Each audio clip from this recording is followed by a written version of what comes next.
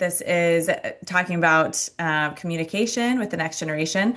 This is something that is so close to my heart. I feel like even it's really what I've spent a lot of my career focused on, related to understanding, building empathy, and connecting with the next generation. And I think both of you guys, Gabby, Sean, do that so incredibly well. So this is going to be a time for us to, I have some questions for you guys, but also feel free to jump in with things that you're like, I want to make sure we talk about this. And also, I think everyone here knows First Home IQ, but as for anyone that might not know, First Home IQ is a nonprofit. Our mission is to bring financial literacy and home buying education to the next generation by equipping housing professionals to be leaders in their communities. So we do that through education like this, but we also have an ambassador program where we provide our ambassadors with resources, everything from presentation materials to social content and scripting and playbooks like what we'll get after this. So, all right, Gabby, Sean, thank you so much for being here. Pleasure. Absolute pleasure as always. And Dave Savage is going to be jumping in here in the middle of this. So I know he has some thoughts. So before we kick things off, I want to start with talking about kind of the mindset of the next gen first time home buyer type of consumer. Because I think it's important to frame a little bit of this around some of the distrust, and and how that might relate to communication. So I've been studying distrust with now it's 9,000 millennials and Gen Z over the last 5, 6 years. And consistently, we see that around 2 and 3 millennials and Gen Z say they don't trust loan officers or lenders to help them make smart decisions about their mortgage. This year, though, and actually maybe I can pull this up, we had this is, you guys will be first to see this, but in the 2026 data, I dug in a little bit deeper into like, what are we distrusting? And most people are feeling that that the loan officer is not going to act on their best interest. And then about half feel that they have the knowledge, about half feel that they might be taken advantage of. But I think a lot of this comes around like, oh, you're not going to put my best interest first. So I thought that was really interesting. And we can talk a little bit about, how things have changed. But I'd love to hear your thoughts on like, one, what are some of the ways that you are working with that mindset? Like how are you communicating that you do have their best interest, or that you are, how do you not confront, but build trust with that kind of mindset? I'm gonna let Gabby go first. She's smarter than Oh, me. sure. Yeah, that's a great question. I feel like the easiest way is just to face it head on. And when I do a lot of intro calls before people fill out apps, or I'm calling them as an app comes in and establishing that I'm a real person right away, establishing that trust, building rapport, saying, your amazing realtor referred me. They typically will trust their realtor, and so if it is coming through a realtor referral, letting them know the history that I have with that realtor, and, our history of, nailing closings and working together with clients, and just establishing that rapport, I feel like goes a long way at the beginning. And kind of hitting it head on. I mean, we do work with a lot of clients. We have 100% closing ratio. I do talk about that right off the bat, telling them that if we're pre-approving them, they're closing. And letting them, a lot of the times, like, but first time home buyers, sometimes they come with like parents that want to talk to you too. And so I'll say that up front. I'll say, hey, I'm going to share with you some numbers. We're going to go over things. If you want to share this with anyone that you trust, or if you want me to speak to that person, please feel free to do that. I don't want them to feel like they can't do that, and some of them will be like, well, my dad wanted to look at this. Sure, your dad wants to look at it. No problem. Let's hit that head on. Let's not shy away from who you're getting advice from, to try and limit, not building that trust, or you going with who your dad suggests, or, that happens sometimes. Or if there's a partner involved, bring that partner in to the conversation too. And just, I think the more questions you ask, the more curious you get about them, the bigger the picture becomes rather than just staying surface. And sometimes that takes an extra 10 minutes, but that's so worth it when it comes to establishing that trust really early. I love that. I love that idea of making sure that you're bringing in all the stakeholders there. So, Sean, what about Yeah, you? a lot of the same. I mean, I say that. So I do the same process that Gabby just described. No one's filling out an application unless we do an intro call, right? How do I guide you through what you should do before you fill out an application? I want people to know that a mortgage is more than just an application. This isn't approved or denied. I've never, Mhm. I've never denied anybody. I actually got an email from compliance. They're like, Sean, we got a CPB audit. You need to do your declines. I'm like, I don't have any. They're like, how is that possible? It's like, well, this isn't it's not approved, denied. It's for now, for later plan, right? So if your credit's bad, let's fix it. If you don't make enough money yet, let's get you to where you want to be. So those are all things that come through the intro call and the pre-approval process. But I say that I have built my business on calling my industry out on its bullshit. Like my job is to help you avoid the sales and gimmicks of the mortgage industry because I believe with the slides you just showed, I believe that loan officers will act on the best interest of themselves. I believe that most of them are not knowledgeable enough to help people and they're order takers. And I believe that a lot of them will take advantage of people when they can. And I have examples of that I put on Instagram as often as I can, right? And that's part of calling my industry out. That's how you build trust, right? I don't dress up anymore because I felt if I feel like I'm intimidated by somebody in a suit with a big fancy watch and all the things, I don't want to sound like an idiot if I ask somebody these questions. So I like really just try to make people feel like this guy's relatable. I can ask him anything and Mhm. not feel like an idiot. So those are just kind of like the little psychological, emotional things that I really think are important. But I say those things to people. Like, yes, Mhm. my industry is really good at telling you what you want to hear. And that's not what I'm going to do. And I'm going to let you make decisions with full disclosure, full transparency.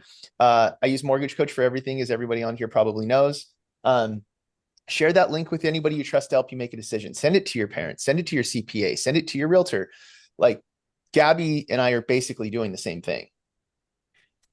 Yeah, I had a friend who just told me she was like, I'm just going to go with my loan officer from my bank that he seemed really nice and answered my call late at night or whatever. And I was like that, like it just my mind exploded. I'm like, you don't know what actually. I mean, I do feel really strongly that there's those who do have that best interest in mind and those who maybe not intentionally but are not not doing the things to make sure that they're getting the best deal for their client and so anyway I think that that's such an important part of that and also being transparent around and communicating those types of differences, and even last month we talked a lot about how buying a home today is a lot harder than it was 30 years ago. And we need to talk about that instead of pretending like buying a home today is the same thing that it was for their parents. And it's Mhm. kind of similar idea of like we build trust by being really honest and being really transparent. Mhm. What are some of the things that maybe you think that, and it feels like you guys probably pull out trust right away, but what are some things that you think buyers might not be saying when they are first talking to a loan officer? Like, what's in their mind that they don't want to say? Fear. I mean, a lot of fear. I think a lot of apprehension. A lot of,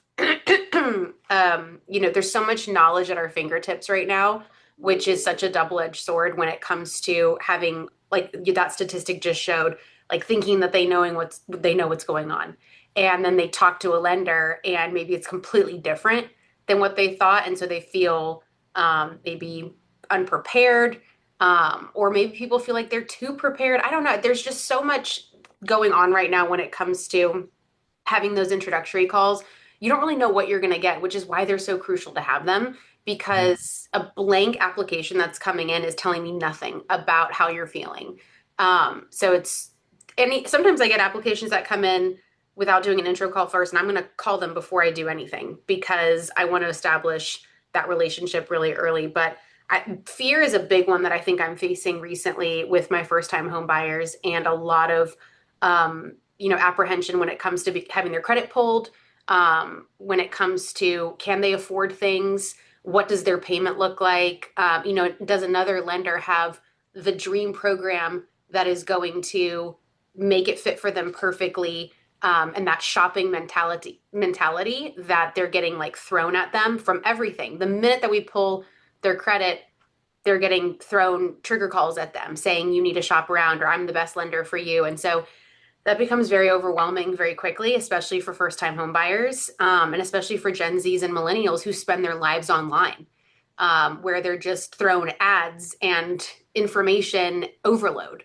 So it's really about being that calm in the storm, I think, as the lender, and also being honest and being a really trusted source of information in a lot of noise. Oh, go ahead, Sean. No, go ahead. Well, I was just going to say before Sean, you answer that, because I think this is really connected. Gabby, how do you open your conversations? Like, what is your first go-to kind of script that lowers those defenses? Just kind of be myself. I'm an icebreaker. I mean, like Sean said, he's just who he is, I'm just like, hey, what's going on? Most people I live in Charleston, so it's normally nice weather here. I'm like, y'all are moving here for the weather, huh? And joke around. You try and ice break early on, and then trying to establish how did they get in touch with me, kind of instill that relationship of who gave them my information, or did they find me through social media? Talk about that. And right away, I'm asking them, look, what are your goals here? What do you want to achieve? What does your timeline look like? What are your kind of drawbacks or fears concerning buying a home? And normally they'll tell you that immediately, like, I'm worried about my credit, or I'm worried about getting this job, or I have all this stuff, but I don't have the down payment. So a lot of that, they'll be honest with you. You just have to ask the question. So like I said, it's just being curious. It's just digging a little bit deeper, asking one or two more questions than what you normally would ask. And what feels like, maybe taking a lot of your time, I get we're all busy. If you just press a little bit further, that could be the difference between pulling a loan together and not, or going a little bit further than the first lender that they talked to did.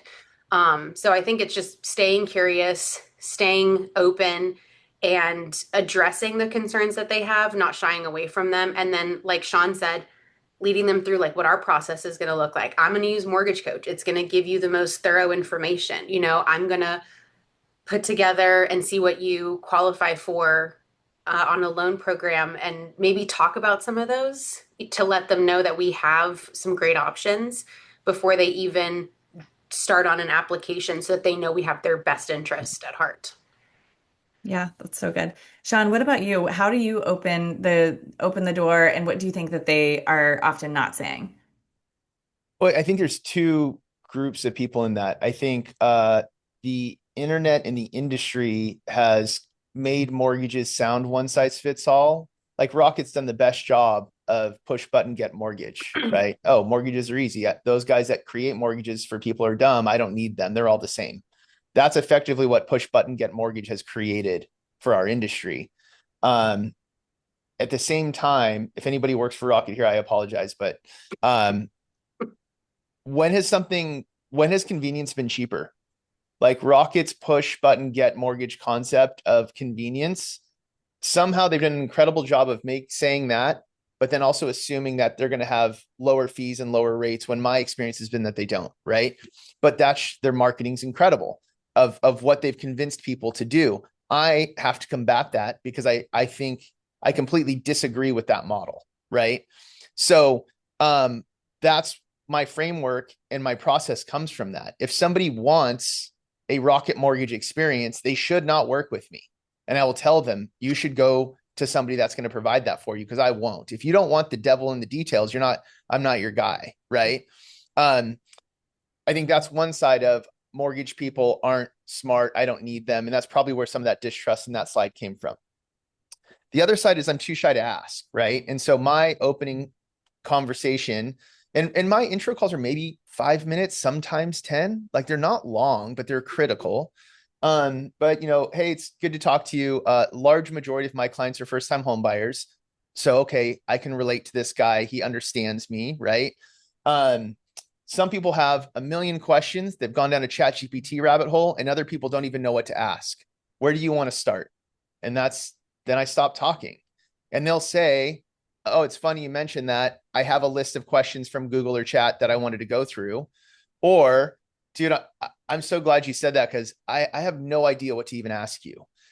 Before I gave them the opportunity to ask, they were intimidated by the fact they didn't know what to ask, right? So you're bringing people's guards down, and this isn't a sales tactic by any mean. Like I like that Gabby's kind of alluded. She said how people feel, right? Everyone on this call, we are all working from in an industry that's very emotional. And if you're not speaking to people's emotions and kind of going into something, understanding their emotions, then I think you're already losing. I don't believe any of us are in sales. I think we're all in service, and I just want to serve people the best I can. And that starts with the way they feel. So that's really kind of what I do right out of the gate to kind of open the door to say, you can ask me anything, and I'm going to guide you through this process. And when it comes to the credit side of things, that's the number one reason people don't want to get pre-approved. Oh, if I get a pre-approval done, my credit score is going to go down. It's not true. Hard inquiry for mortgage doesn't impact your credit scores negatively. You can pull it with as many lenders as you want within the first 30 days. So be sure to get other quotes other than me. And we're going to do a soft pull anyway. So everything I just told you doesn't matter. Like, oh, sweet. There's no reason not to do this anymore. And then they jump into the application, and then we lead them the rest of the way. Yeah, this is so good. I was just talking about how I like anything financial related for a lot of people, it's overwhelming, it's stressful, it triggers your amygdala like fight, flight, freeze response. And so even for me, who I have built tons of homebuyer education, when I went to buy a home, I felt like a child. Like I was like, I don't know what to do, It's like there's a stress response there. And then also, I think that people, like you said, are intimidated. That was part of why we created the First Home IQ quiz, which I'll put in the chat, firsthomeIQ.com/get-my-score. It's a good way to give people something to have some language to talk to you about before their first meeting with you. And it gives them a little bit of education. But we're trying to lower that barrier. And Gabby, you mentioned a couple things in here that I wanted to mention. Just this is from a keynote I did yesterday, so it's top of mind. But also this is recent data. So I was talking about people are going towards like they're trying to get education, but they don't know what to search for. So to your point, Sean, like it's not like people are going to, they don't know what to ask ChatGPT anyway, and then when they do start looking, they get the information overload. Over half are feeling overwhelmed by financial information.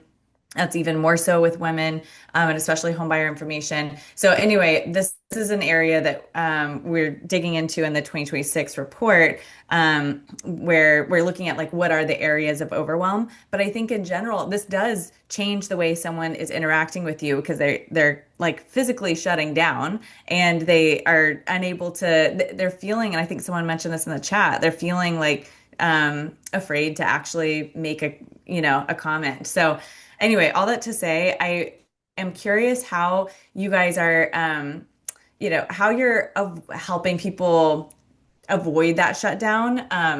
I had a financial advisor ask a question of me where I was fully shutting down, and he was like, "Are you the type of person that wants to know how the watch is made or what time it is?" And I was like, "That is brilliant. I do not know. I don't want to know how the watch is made. I do in other areas of my life, and but." In the moment of going through a really stressful situation, I need to know what time it is. So that's kind of one way to like cut through the noise. But I'm curious how you guys are doing that, whether it be, a question you're asking or even just like helping people open up about that, which Sean, you started with. So yeah, either one of you. Go ahead, Sean. So I think I like that. Do you want to know what time it is or how the watch is made? If you want to know what time it is, go to Rocket Mortgage. we need a balance of, I think what you get from Gabby and I is a balance of both, right? I'm not going to take you down the rabbit hole, but you're making the largest purchase you've ever made in your life using the most leverage you've ever used in your life. I think you should understand how that works instead of just getting a quote. Mm-hmm. And that is ultimately what I think I'm providing to people. And I tell people, when you're done, you'll probably know more about this than most mortgage advisors do. And that's really good for you, but it's really sad for my industry.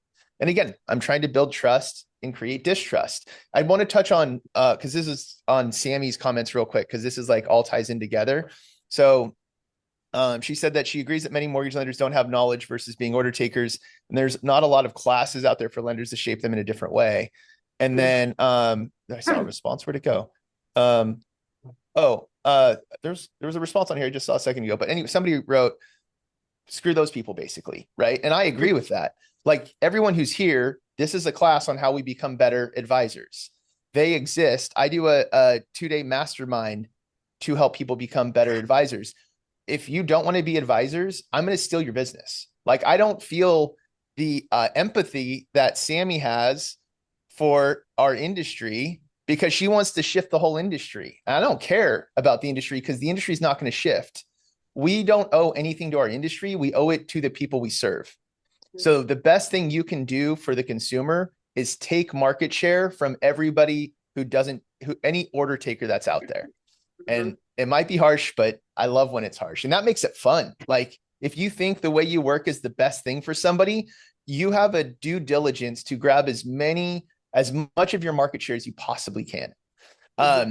So that's really how I see that is I'm not going to show you how the watch is made, but I mean, maybe learn how to press the buttons, right? Like more know than just what time it is. Mm-hmm. Yeah. I want to create a commercial that's like shows what a good loan officer is versus a not great loan officer. And because I was thinking about my friend and how it was hard for me to communicate with her. Like I was like, no, don't just, I mean, maybe that guy's fine. I don't think so though. Like there's so many, I work with the best loan officers in the industry and I want you to know what that means. And I think it's hard to me to communicate that effectively with consumers. But maybe we can work on doing that. So I know you guys are doing that, but I want to like collectively be like, this is the difference, you know? They have like some sort of representation of what it looks like. I Yeah. think to Sean's point, like building trust and then also showing what like a let's call it lazy loan officer does or your order takers do is so important to keeping that trust with your client. And a lot of it is asking questions and like Sean mentioned earlier, like don't talk. Like ask the question and then you're going to have your chance to talk, to educate, and that's going to be where you can give them more of that behind the scene look, which Mortgage Coach does an amazing job of helping you do that with your client. And just showing how you're standing out. Like if you do video, like tell them that you do video and why you do video and why it's important, to explain things, and take just go that extra mile, like as a more specialized loan officer. That, if you don't tell them what you do and how you do your job, they're not going to know. And sometimes you get just one opportunity or one application with a client to make that difference so that they don't go to an order taker. And sometimes, like, I know sometimes I get to an application and, or I get an initial lead and maybe it doesn't lead to an application. And if I don't make the most of the time that I have with that client, then they can go to an order taker and it would be my fault because I didn't tell them what and how I am different from that other lender. So you need to be honest and talk about what you're providing. Obviously, it's not boastful, it's not egotistical. It's just, this is what we're providing as your mortgage advisor. And this is what you're going to see if you go to another lender. And this is the difference and why it's important. A lot of consumers don't know why it's important that we use Mortgage Coach or why it's important that we do an intro call or communicate or educate them or give them transparency. They have no idea as first-time home buyers why that matters. So when you're trying to, talk to somebody about what to expect from you as their mortgage advisor, tell them why you're the best. and why you're going to give them a different experience than somebody online or their bank. Yeah, that's great.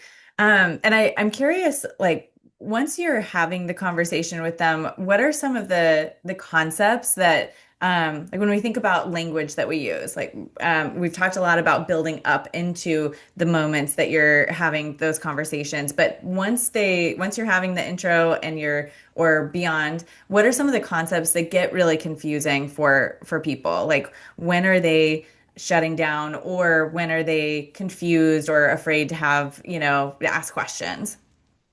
I'll say, for example, DTI or, are there concepts that you're like, I'm constantly having to describe this, and I'll share why. Because as we were creating this playbook, and we want to, I mean, to Sammy's point, we want to create training for our ambassadors that are like, if you're in this program, you know exactly what to do to make sure that you're building trust and you're effectively communicating. And for this communication module, we want to make sure we have like a guide around, kind of like a glossary where it's like, don't say this, say this. And so I'm curious what terms or concepts come to mind when people are feeling a little bit overwhelmed.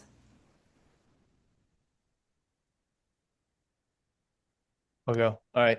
I don't my man, this is really fun doing this with Gabby too. I think it is really emotional and psychological. I think our tone of voice and the words, the way we speak makes all the difference in the world.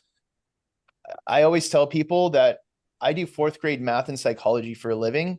Um, that's I'm not wrong. Where You're other not people try wrong. to make it sound like we're like brain surgeons, right? My job is to do fourth grade math and make you feel really confident with your decisions. Mm. And the way I make you confident with your decisions is by showing you the data and analysis so that you can make the most educated choice. That's my job. That's what I do. I don't like you said, Kristen mentioned DTI. I don't really get into that, right? So I always tell people, what's the call? It's, hey, I was referred to you by so-and-so. I need to figure out what I qualify for. My response to that is, I really don't care what the banks say you qualify for because they would love for you to take on more debt than you can handle. I care more about what you want to qualify for. And we're going to find your comfort zone, a monthly payment, and cash out of pocket. And those two things are going to tell us your ideal price point.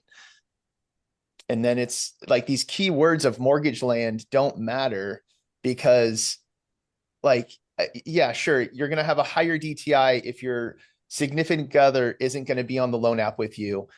Sure. But like in most cases, that's not the scenario, right? But I just try to disarm all of this stuff they may have heard on TikTok or Instagram in overload, to your point, and go, hey, this is what you heard. That's not actually how it works. And then again, it's and I say that with confidence that borderlines on arrogance because I want them to feel like I'm the right advisor for them, right? And some people will be like, I don't like this guy. Perfect. Then we shouldn't work together.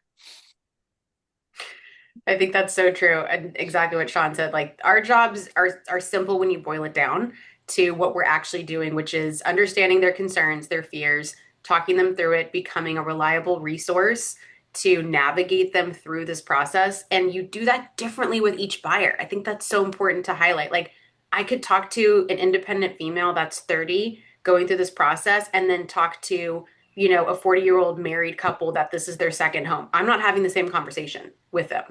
And that's important to understand who your buyer is because I could talk to some engineers and they want to know exactly how that pizza is made or how the watch works. And they have their own data sheets and, everything set up perfectly. And they want to know all of the acronyms and what they mean. And then I could talk to somebody else who just wants to have, an X amount of dollar payment and they don't care how they get there. And I'm molding myself to talk to them and meeting them where they're at so differently. And that's to Sean's point, like the psychological part of what we do and why we are in a service driven industry, because we have to understand our buyer and talk to them that way. I'm not going to be having the same conversations or explaining things in the same way to everybody that I'm having an intro call with. And so you have to meet somebody where they're at. So I don't use a lot of crazy terminologies either. I think people, to answer your original question of like, where do people really get confused? It's in understanding that there's a difference between what you qualify for and what you want to pay. Because the number one question I get asked is, well, what's my max? Well, if I tell you your max, you're probably going to pass out, and that's, again, I address that immediately.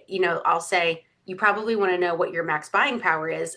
Let's talk about it in terms of maximums and your targets, because they're two very different things. And I think that's where there's a lot of confusion is they just want to know what's my max, what's my rate, right? What's my rate? What's your rates? That's like, again, the number one, even on intro calls, I get that it's normally towards the end of the call. They're like, oh, by the way, before I let you go, what's your rate? And then it starts, another conversation because somebody told them to ask that, or ChatGPT told them to ask that. So it's not shying away from those questions. Don't give them, a ChatGPT answer, but address it where it's at and speak to it on whatever level that needs to be, talked about so that they can feel comfortable to go to the next stages with you and trust you ultimately. Yeah, Yeah, like I to think. simply put, I was just thinking this as Gabby was talking. It's like what confuses them is us. When Yeah. we start saying a bunch of mortgage jargon and trying to oversell and sound smart is what confuses them. Well, I'm going to tell you your max LTV, CLTV, when we're looking at this loan program, FHA versus conventional, and we're going to play with the DTI. And they're like, what the heck is this guy talking about? Right? Like that's what confuses them. Mhm. Yeah. I also I feel like, people are not sure what they need to even be thinking about, like to the point earlier around not knowing what questions to ask or where to get clarity. Like my friend, she had just texted me, so I looked at it real quick, and she's like, the lending portion of this is so overwhelming to me, and I am like, yeah. And she was telling me over the weekend about how, she can qualify for a 1.5 home and blah blah blah, and this is up from a comfortable range of an $800,000 home initially. Like, and I'm like, do you want to not travel ever? Do you want to be stressed financially? And she's like, well, ChatGPT said this, this, and this. And I think ChatGPT is incredibly helpful in so many ways, but also it's not providing that guidance for the Mhm. nuance of like your goals in life and things like that. So it's interesting how much of communication is really, as you guys have been saying, is about the psychology. Um, so I'm curious, in talking about the communication part of things and kind of throwing out the glossary of terms, how do you leave clients after you've had maybe the first intro call, you've answered some questions? What's a way that you stay consistent with them that kind of ensures people are feeling like, I mean, you tell me, what's your go-to for how you leave a client? Go ahead, Not Sean. leaving them forever, leaving the call or whatever. Oh, yeah. Leaving them forever. Bye. Go ahead, Sean. Yeah. Um, yeah, like I just kind of listen. Some people leave, like you kind of hear the tone change from like like nerves to excitement, and then other people just leave kind of there's no emotion to it, right? Um, but it's yeah, I don't like most of them are probably going, okay, cool, this is simpler than I thought it was going to be, right? And Kristen, like with your friend, I'm helping someone right now that I can't believe how easy this was, right? Mhm. So it's I'm not teaching them how the watch is built, but like they know enough to know and be confident. So I just feel like a broken record on what I'm saying, but like I don't have, and there will be some people like I had somebody not choose me on Sunday. I like I couldn't give up because I was like, you're getting a worse experience because you didn't choose me, and they just didn't want it, and that's up to them, that's fine. Yeah, I heard Dave, somebody welcome to the say, call. I know, sorry, Gabby, go "Oh, ahead. you're good." I was just gonna loop in Dave real quick, but yeah, Gabby, go ahead. Hi, Dave. Hi, Oh, you're muted, Dave. He's new at Zoom. He's never done this Yeah. before. Ha ha First ha ha. timer. Good to see you, Gabby, Sean, and everybody else. What an awesome call. But go ahead, Gabby, and then I had a question. Yeah, I was just gonna say to leave the call, it's what we've already talked about, which is, they know exactly what's coming next when we end that call. They know exactly what the next steps are because I've talked about them. They know that I'm going to be in touch same day or very next business day after an application is submitted. They know that we're going to schedule our mortgage strategy call, which is the most important call of the entire process. They know that after that, they're going to be ready and empowered to go look at houses. And that is my most important thing, is that when we get off that call, they know exactly what comes next. Because whether they're excited or they're still apprehensive, they have something to look forward to. And they know I'm setting up again, still building that trust. Hey, you're going to hear from me at this point. We're going to do this at this point. Um, and then they're ready to go look at houses. And then I can call their realtor and tell them, hey, I had a great call with this person, or give them a text and say, we're starting the process, and their realtor is involved obviously at every step. But that's my goal for the end of every call, is that they know exactly what comes next. They feel excited about it. Or if they're not ready, I'm putting in a follow-up for when I'm going to reach back out. Like, some people I'm talking to now are like summer buyers, and they only want to start in like May, June. So then I'm telling them, great, I'm going to reach back out to you like May 1st or June 1st. Again, establishing more trust, because I'm going to remind them that I'm their lender of choice, rather than saying, okay, well, then just call me in a few months and we'll get you started. That's the worst thing you could do, is leave it in their lap, because people are procrastinators by nature. And they will just go to the easiest order taker that they can at that time, because they've left it, within 60 days of when they need to buy a house. So you continue to be that follow-up person is very important. And just, I make sure that before I get off the call, I tell them, look, we just answered our kind of first batch of questions. There's going to be more. By saying something like that, it kind of makes them feel like, okay, I didn't just miss my opportunity to get every question I had answered.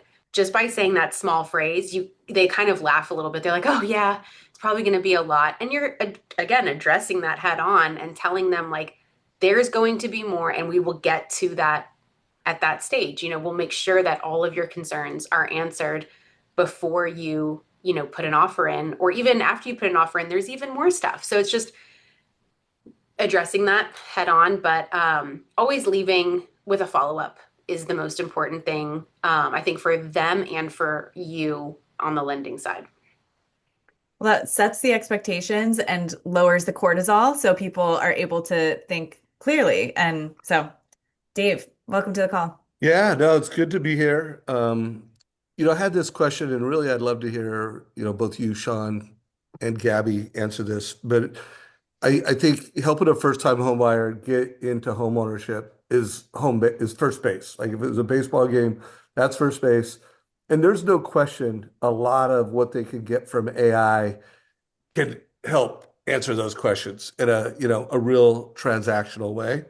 But like, when you really think of the, call it the grand slam, it's being in home ownership in a way that's financially free, like sustainable, and you've achieved financial freedom. And if it is someone who's a parent or an aspiring parent, to get their kids into home ownership in their 20s, which, is what First Home IQ is all about. And I don't think that's something that you can self-educate around. Like, that's not something that you could just, hey, well, I'm a first-time home buyer and I really want to get this vision of home ownership, building wealth, freedom. Like, that requires a guide, that requires someone like both of you. So by the way, I literally wrote a LinkedIn post last night and I posted it this morning. So I'll put a link to that in chat that kind of inspired this question I had for you guys. Which one of you wants to go first on, what do you think of all that? Gabby. Just repeat the actual question. There was so much there. Oh, let me open your LinkedIn. Yeah, well, the full American dream is home ownership, financial freedom, and helping your kids. And as a loan officer, like, that is something we could do, and that's not something people can figure out on their own. What are your thoughts on that, and how do you serve people in a way that helps them do that? Such a good question. I mean, I think the American dream has evolved over the last 10 years. And my parents came into this country, they immigrated for another country, and they had that American dream, just like a lot of people do, whether you were born here or this is your second home. But I think talking about affordability is like the most crucial topic right now, because that American dream of like owning a home that most people think they still is attainable, is not going to be for much longer if you continue to wait and have this like apprehension and fear. I know it's affordability is huge in our area because it's such a sought after area that we live in, that first time home buyers are almost completely priced out of like our surrounding areas. And it is definitely a combination of lack of education, I think lack of knowledge of how to become a homeowner, maybe not having that guidance from, I didn't have that guidance growing up of anybody in my life that was financially smart or savvy that could help me do that. And there is a complete lack of it in our schooling system to be able to help people understand what that looks like. But in general, I do talk about that topic a lot, which is, you want to become a homeowner. How can we make that happen for you if you are struggling with things that are going to be a barrier to making that happen? So how do we remove those barriers early on, whether it's affordability, whether it's credit, whether it's income or down payment, really understanding how we can help you achieve just being a homeowner and starting that wealth building process. I'm working with a buyer right now who bought her first home in 2018, and she's lived in it since 2018, and she's selling it now. She's going to have, 200,000 in equity to put towards another home. And she's got good credit, she's got good income, but we talked about like, what if she didn't make that first purchase, which a lot of people didn't or haven't done. How are we helping those people is my like question as a loan officer, like the people that haven't invested in real estate yet. How are we helping them start that journey so that they don't look back in the next 10 years and wish like, oh, I should have done that. I should have bought that house. If I had just qualified for that program or listened to my realtor, my loan officer, and not let fear taken a hold of me. But that's up to us. We are the navigators of, empowering buyers to understand what is attainable and what isn't, especially not being order takers, but being that true advisor role, and finding a way to make it happen. I'm piecing together maybe grant programs and bond programs and helping them with credit repair and doing what we need to do. But that's my job, to help people. It's not, it's more than just an advisorship. It's what am I doing to try everything possible to make you available and ready to be a homeowner, because if I can't find a way, then I'm not doing my job. And I take that very seriously. But I think, yeah, affordability is a huge one, and taking away those barriers for buyers right now. Awesome. Yeah, it's great. Sean, any thoughts that came out of what Gabby said or the question at Yeah, hand? a ton of thoughts. So I'm in the San Francisco Bay Area. Silicon Valley is the epicenter of home prices. Oh my gosh, yeah. Yeah, everyone is trying to figure out where to live. And so I walk them through lifestyle trade-offs, right? So if you want to live in Palo Alto next to Google, you're going to spend $2.5 million on a 2-bedroom condo. That's ridiculous. People complain. I'm like, the further east you go, the lower the prices get. The trade-off is commute, right? So these are just lifestyle choices. You can have a house at any price point you want within California, but can you work remote? What do you like to do for fun? Like I try to bring all those things into it. And one thing that I've been thinking a lot about, and this really came from conversations Dave and I were having around the 50-year mortgage concept, which I'm so glad nothing came of that. But the cool thing about that being mentioned was I like went into my little mortgage coach lab and started playing with that concept, and it was going to save like $300 a month. And I bought a $5 coffee that morning, and I went, I don't need a 50-year mortgage. I just need to make coffee at home. Like that one little choice saves me $300 a month. And then I went down, just keep going on this. And I was talking to there's a guy I do videos, a real estate agent I do videos with all the time. And we were like, $100 a month is $3,000 a month. Like how easy is it to spend, or I'm sorry, $100 a day is $3,000 a month. How easy is it to spend $100 a day these days? Right. And I was like, not everyone's doing that. Let's go down to $25 a day. $25 a day equals $75,000 in home price. I promise you that you can cut $25 a day out of your life if you want to buy a more expensive home, right? I don't think that home affordability or that home prices and interest rates are killing home affordability. I think convenience is. I think DoorDash is killing affordability. I think Starbucks is killing affordability. I think Amazon is killing affordability. And that's like my new obsession that I've just said way better on this call than I've been able to put on social media. So I hope this is recorded because I need that. So, but that's the truth. And it's like I didn't have a bottle of water when I was growing up. I drank out of the faucet or a hose. We now spend money on bottles of water. Like that didn't exist in the 90s, right? So that's kind of how I address affordability is with these examples. And then I'll also say that I tell my own personal stories. So I had to fight 20 people for my house. I bid 100,000 over the list price, and I had to go 100,000 higher than that price to have the opportunity to match the all cash offer. And I'm forever grateful that I paid $200,000 over ask for my house. That makes them feel more comfortable with what is our market's in a complete 180 in the last 30 days. It's all competitive again. That makes them more comfortable with what that decision may be. I think real estate agents need to stop saying, I'm going to help you find your dream home, because guess what everyone's expecting to do when they buy their first house? They're expecting to buy their dream home. But I bought a condo when I was 20. I sold the condo when I was 22 and bought a townhouse. I sold the townhouse when I was 23 or 24 and bought the single family. I kept that single family forever. And then I took the equity from that home and bought this one. And my only regret is selling the other three.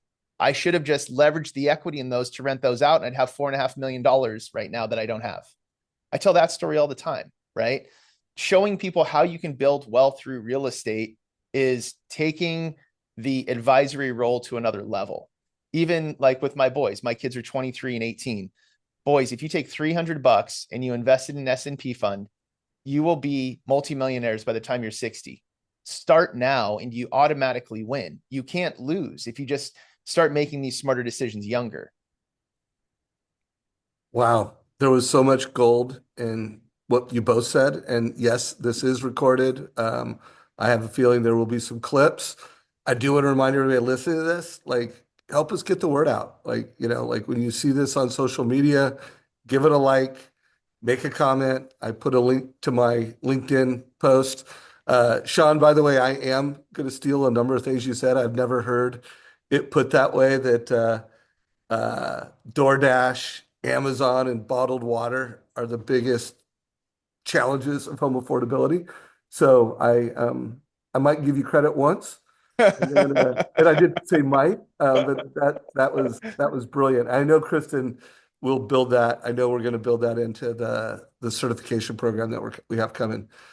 So I'm actually going to have to jump on another call here in a minute, but Kristen, keep it rocking, everybody. And one last thing, Kristen, have you talked about the advocacy event yet? Not yet.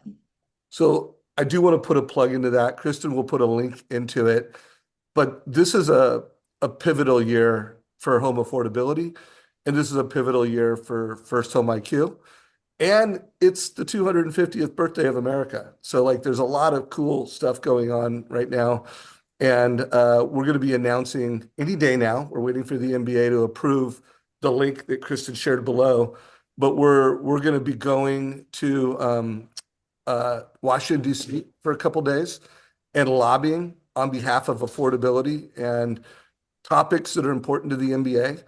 And so we want to get as many loan officers, like we have a dream that we'll have a loan officer from every state, hopefully multiple, like we want hundreds of loan officers at this event representing FirstHome IQ and lobbying on behalf of affordability. And then one of the cool things is we're going to have a video social media team there.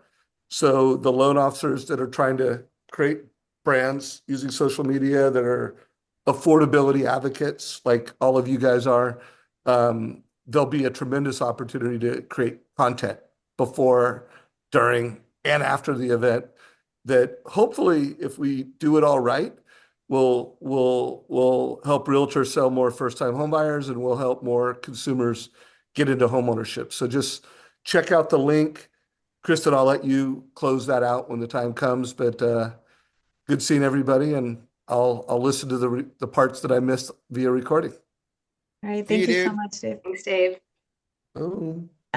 So yeah, the MBA advocacy event is part of our mission to help everybody show up for their market, represent their market, and do so from a national and local stage. So we are, yeah, super excited about it. If you can't go, we're still going to put on a town hall and put out the First Home IQ initiatives to help you be informed. So make sure to sign up for that on that MBA advocacy page that hasn't been approved yet, but it's going to be soon. And then we'll also be sending out a code to get the member rate for the advocacy event.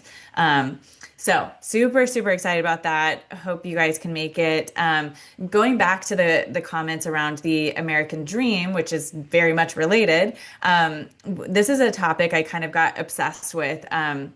Especially end of last year, beginning of this year. And I want to share, we shared these slides talking about how homeownership has changed. I mentioned this at the beginning of the call. And I have a hard time with the topic of like, uh, if you save money on your coffee every day, we're going to make up this wild amount of, the home prices and income ratio. But I know it's there. And I do think the way that we talk about like the monthly payment and what you're actually saving, those types of comparisons. And that's the kind of content I want us to create with First Home IQ. And following this, I'm going to work on some ideas. But if anybody has ideas of like, here's how we can talk about this, I let me know. But one thing I asked in this year's 2026 Next Gen Homebuyer Report, which also hasn't been released yet, is about what it means to live the American dream. And I thought it was interesting that financial independence was at the top. Homeownership is at about half feel that it's part of the American dream. But the majority do feel that homeownership means you've made it. But I think that people are looking for stability. And back to the comments around savings, this is, people are needing stability right now. Like I think everyone is looking for, even the DoorDash conveniences, it's providing them with comfort and in a world that can feel pretty chaotic. And so I wonder what your thoughts are given some of that data around like maybe the changing nature of the American dream or what it means to live the American dream today versus 30 years ago. Or if you have thoughts on any of the data that I've shared. But yeah, would love for you to respond to that. Sean My, or oh, Gabby, go for it. no, I was going to say my favorite catchphrase that I use a lot is American doesn't run on Dunkin', we run on debt. And it is very true. If you are a loan officer and see people's credit report, that is a glaring problem, is that we are dying of debt in this country. And we all want to buy the biggest house and, do all this stuff with our money and leverage, debt to do it. So I'm seeing a lot of people sell their homes right now because they are dying in debt or do HELOCs or doing cash out refinances and getting rid of those pretty low rates because they're paying 20% on a credit card or 15% on a car. And I think the American dream is, to, yeah, build wealth and have home ownership. Sure. That does feel like a successful, like I've made it. But I think there's also a lot of imposter syndrome at that level because they are, drowning a lot of the times in other things that they're paying, or their families have grown, in the last couple of years, and now they have other expenses to worry about, and so maybe they have to, sell that home to buy something else, or maybe they do have to take what feels like a step backwards and rent for a little bit so that they can, pay some stuff off. But yes, I think that's a big part of it too that we deal with as loan officers on maybe more with our like repeat clients, maybe not so much with like first time home buyers, but that is a real issue. I feel like right now that we have to address in our job as well. Maybe for not first time buyers, maybe first time refi clients or first time, you know, really looking into leveraging your equity. Like, what does that look like and what does that mean? So there's a lot that comes along with those conversations as well that I feel like is being had. I don't know if Sean kind of sees the same thing or feels that, but that's definitely, heavily like a, very big theme right now. Yeah, for me, it's the definition of insanity is doing the same thing, expecting a different result. To Gabby's point, the amount of student loan debt I see, I think student loans are the biggest scam the American government has ever come up with. And it's a false sense of reality. And I do not believe college is a requirement as it once was. And I see far too many people getting into debt at 18 years old because the government said they'd give them free money to go to a 4-year or 5-year college to get a degree that actually doesn't get them a job anymore. But we keep doing it because we're told that's what you're supposed to do. Both of my kids did online college. My 18-year-old's going to go into the trades, which I think is the next gold rush. Because guess what? I wrote a program for an app yesterday in 10 minutes on ChatGPT, and I don't know how to write code. So I say all that to say, I also think the American dreams change. Like, it's funny, Dave mentioned that it's our anniversary this year. I mean, look at socially what's going on in America. The America we live in today is not the same America that it was founded upon. It's not the same America it was in the 80s or the early 2000s. It's entirely different. There was stats saying that the average first-time home buyer is like 40 years old now, right? And so we all assume that means it's not affordable. Is that what it means? Or have people just taken on the ability to travel more and do other things before they take that step into settling and down and buying a home? How old are people having kids now? Right? That used to be a 20s thing, and now it's like a 30s, and now it's a 40s thing. So the American dream, to me, the American dream is freedom. And we all get to decide what that means to us. But I think that home ownership is the easiest way to build wealth in America by simply doing the same thing you'd be doing if you were renting.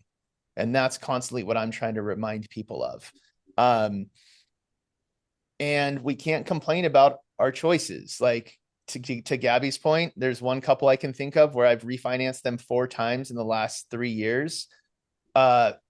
They have a ton of equity, but they are overspending their means. And I'm like, I hope this is the last time we do this. If we pay off all your debt and then you just go run up these credit cards again, I'm going to see you again in 6 months. And I don't want to see you again, but that's America. America runs on debt, and we tell everyone it's a good thing. And I tell everyone the opposite.